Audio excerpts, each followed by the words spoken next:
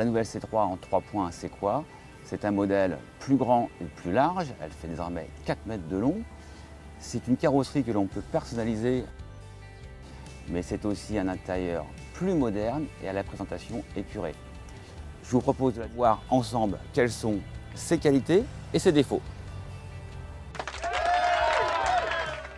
Alors la première des qualités, c'est justement la personnalisation de la Citroën C3.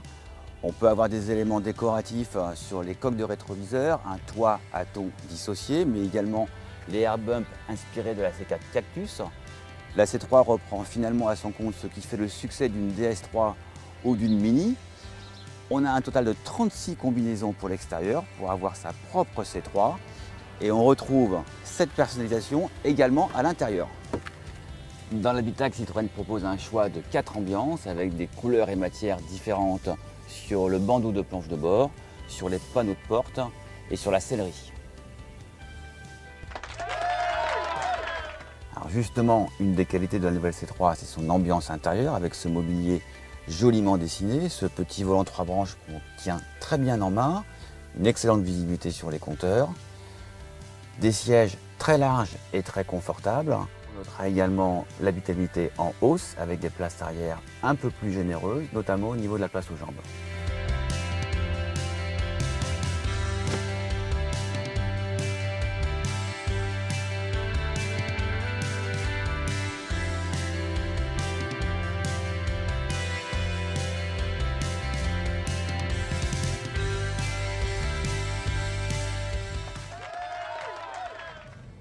Alors ce qu'on apprécie à bord de la nouvelle C3, c'est que tout change.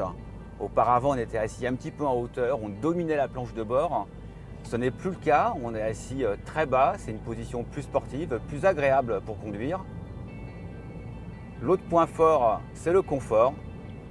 La suspension est réglée de façon très douce et c'est bien relayé par des sièges qui sont à la fois larges et agréables. Et puis cette voiture, si elle n'est pas très dynamique, elle est quand même très bien tenue sur la route et elle sera tout à fait calibrée pour des longs voyages car Citroën a fait un effort d'insonorisation à bord. La C3 a beau être une petite voiture, elle a un coffre de 300 litres, c'est une très bonne valeur pour la catégorie, mais quel dommage d'avoir un accès finalement assez peu aisé et surtout une modularité très basique. On aurait aimé par exemple un double plancher pour éviter cette marche lorsque la voiture est en break. Un regret dans l'habitacle, c'est que l'habillage est entièrement en plastique dur et ça fait notamment toc sur le dessus de la planche de bord.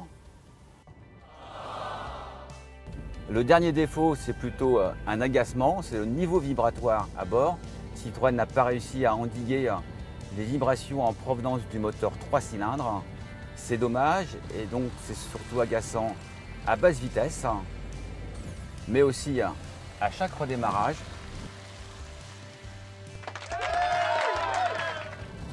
Alors au terme de cet essai, cette C3 nous a séduit. Ses qualités sont bien plus nombreuses que ses menus défauts. Il faudra compter avec elle sur le marché des citadines, surtout qu'elle avance un dernier point fort, des tarifs fort compétitifs par rapport à la concurrence. A bientôt sur l'Argus.fr.